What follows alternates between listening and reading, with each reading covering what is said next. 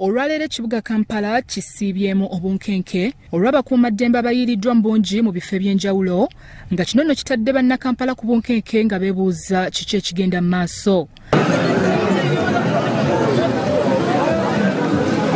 Abakuumaddembe okuli amagye Poliisi bakira bateereddwa mu buli kifo ekisangibwamu abantu abangi gamba nga mini price ekikuubo era nga ebimotoka ebyakazibwako zimmamba bibadde biteereddwa ku nkulungo eziyingira ekibuga Kampala okuli ey'ekibuye ne walala.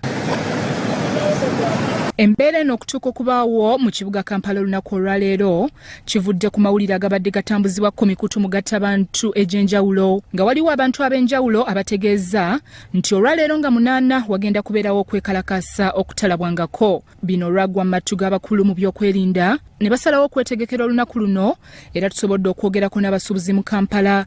Kyokka bo batutegeezezza nti si beetegefu kuwuliriza bantu balagira kwekalakaasa kubanga wadde n'ab'embeera bagiraba nti si nnungi naye ate okwekalakaasa tekuyinza kutereeza mbeera okuggyako okugisajjula.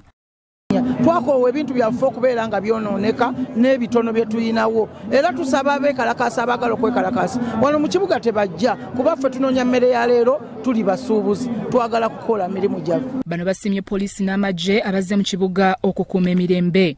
Tukoledde ddala emirimu gyaffe olunaku olwaleero nkakasa teri kwekalakaasa kuba abasajja mwebali abaleeya ab'ebyambalo botasobola na kutegeera okubeera nga batukuuma nga ffe abasuubuzi. Abantu abamu babadde batidde okuyingira ekibuga nga balowooza nti embeera eyinza okutabanguka kyokka ekibuga kisibye kiri bulungi nga buli muntu akola mirimu gye.